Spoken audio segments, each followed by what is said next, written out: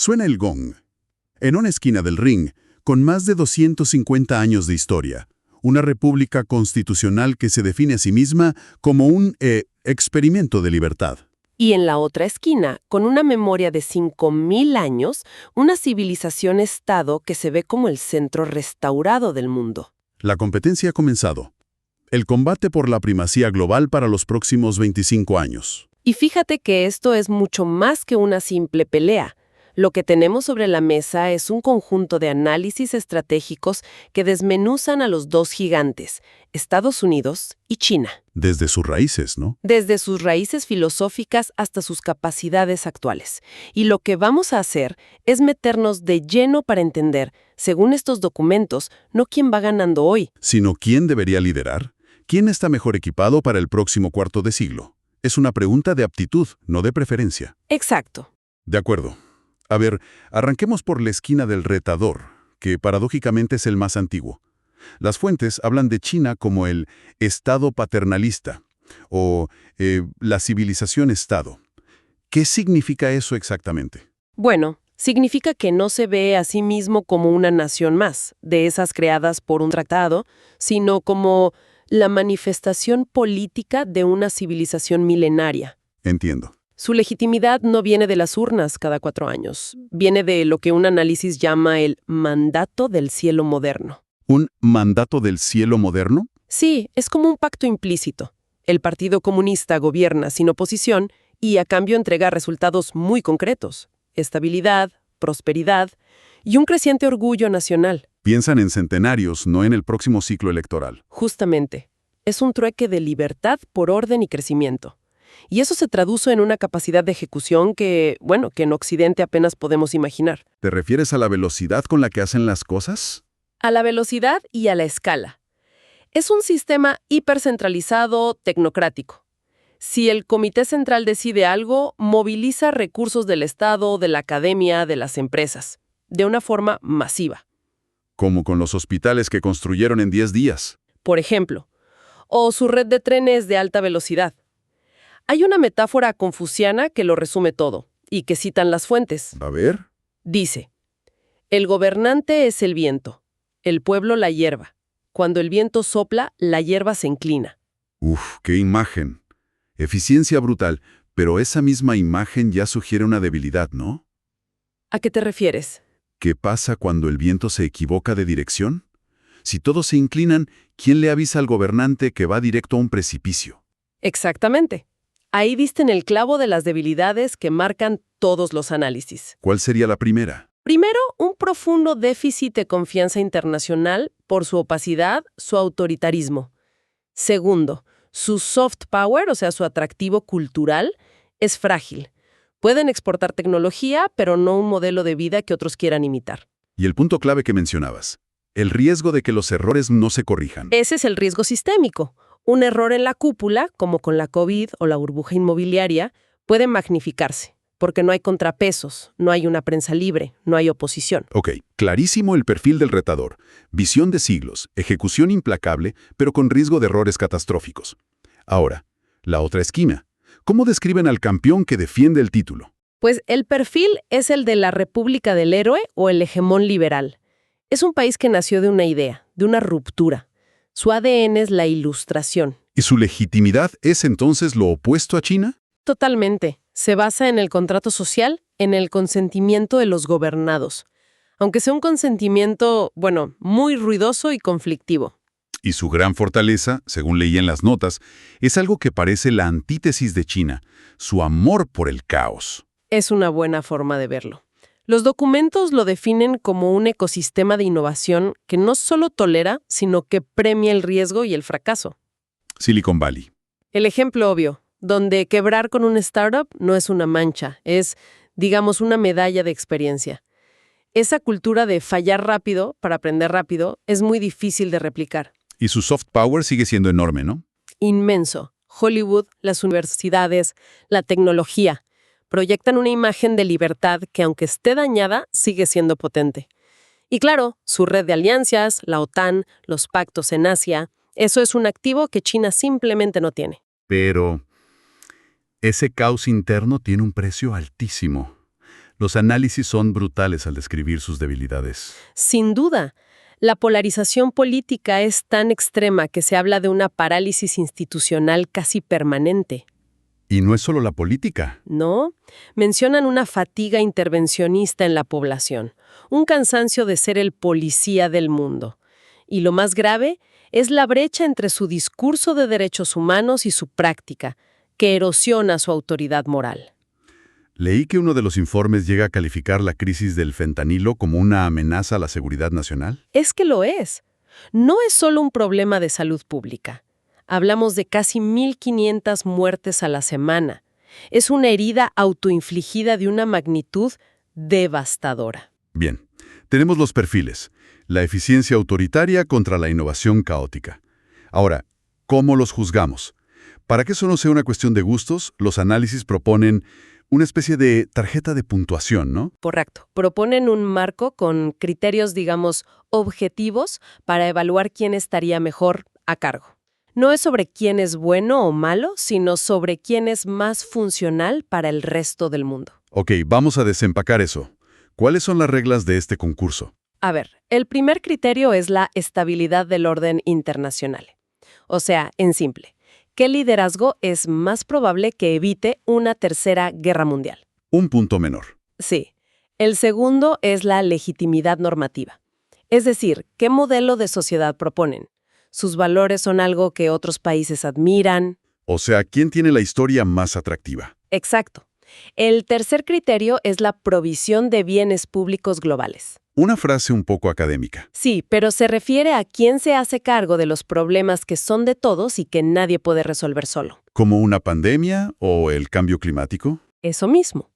El cuarto es la previsibilidad, si su comportamiento sigue reglas conocidas o es arbitrario. Claro, nadie quiere un líder mundial que cambie las reglas cada mañana.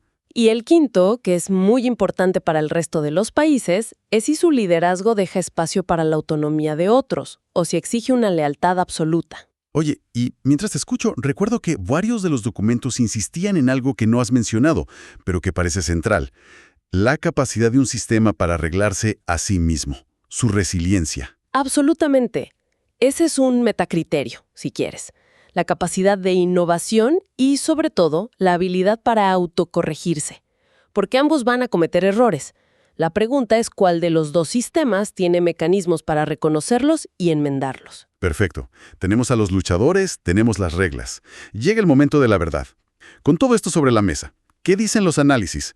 Hay un sobre con el veredicto. Lo hay, y el resultado después de analizar todas estas variables es complejo, lleno de matices. Pero si hay que nombrar un ganador, A ver, redoble de tambores, por un margen estrecho y con muchas condiciones, el liderazgo para el próximo cuarto de siglo, según estas fuentes, debería recaer en Estados Unidos. espera.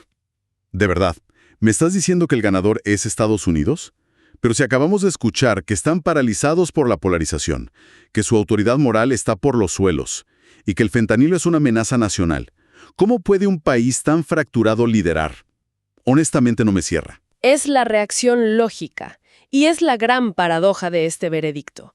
La conclusión no se basa en que Estados Unidos sea perfecto, ni siquiera en que esté sano. Se basa en una evaluación de riesgos comparativa. ¿A qué te refieres? Las fuentes coinciden en 3 razones fundamentales. La primera, y la más importante, es justamente la que mencionamos antes: la capacidad de autocorrección.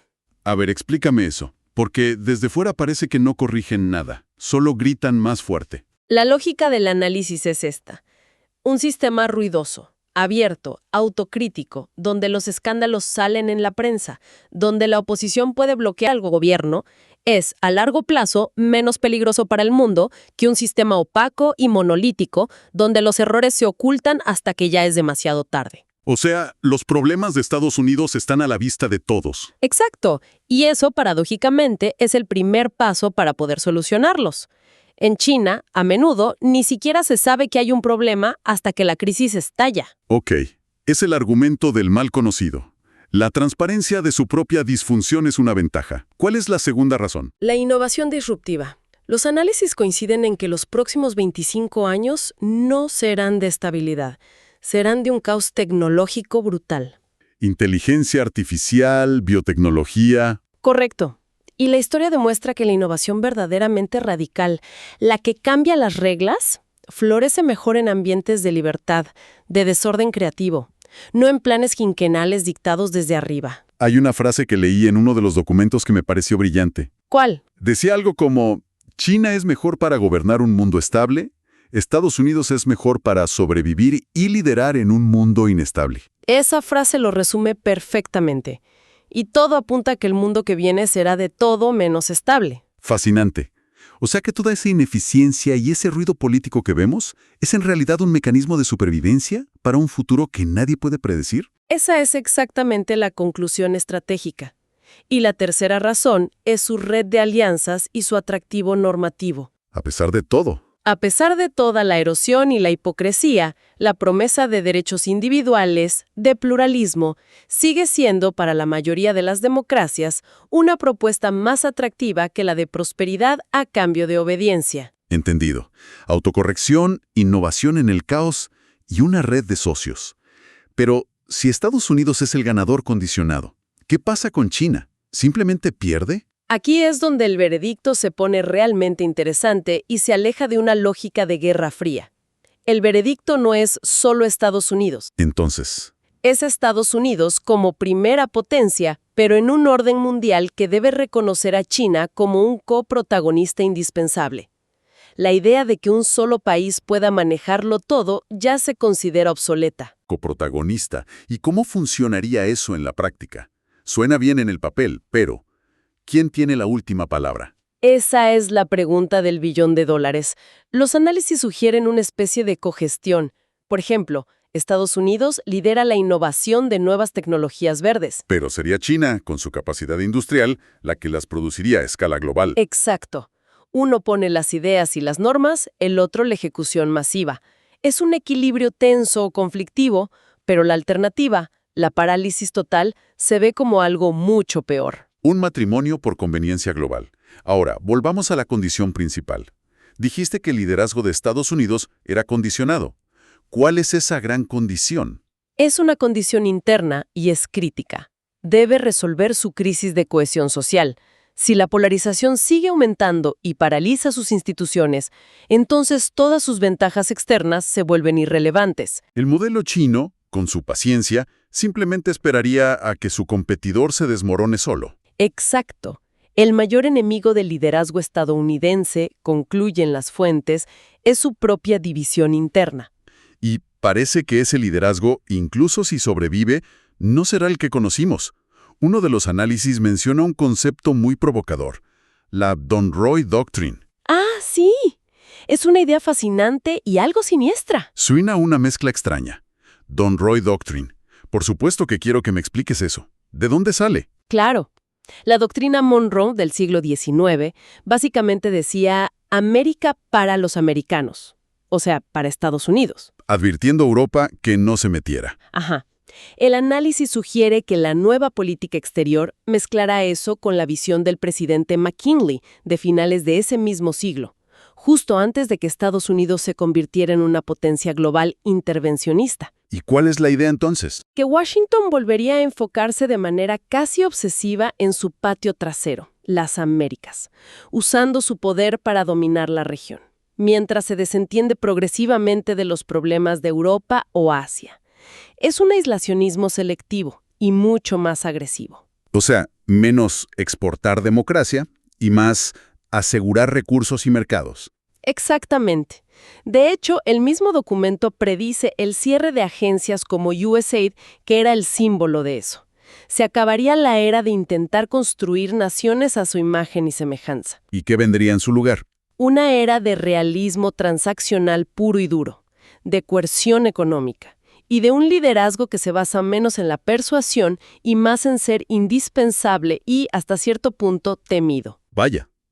Así que resumiendo, el panorama es un ganador condicionado que debe arreglar su propia casa, un coprotagonista indispensable con el que hay que aprender a convivir, y un mundo que se prepara no para una competencia de valores, sino de poder tecnológico y económico. Has dado en el clavo. Es un liderazgo que se ganaría no por ser un faro de esperanza, sino por ser el actor mejor adaptado para navegar un futuro incierto y peligroso. Y la pregunta que queda flotando entonces, ¿cuál es? La pregunta que estos análisis nos obligan a confrontar no es tanto quién debería liderar, sino qué tipo de liderazgo necesita el mundo en realidad. ¿A qué te refieres? Me refiero a que nos obliga a elegir un liderazgo que prioriza la libertad individual, con todo el caos, la desigualdad y la ineficiencia que a veces conlleva, o un liderazgo que garantiza el orden colectivo, la seguridad y el desarrollo rápido, aun si el precio es la conformidad y la obediencia al poder. ¿Y la respuesta? La respuesta que el mundo dé a esa pregunta, no en teoría, sino en la práctica de cada día, es lo que de verdad definirá el próximo cuarto de siglo.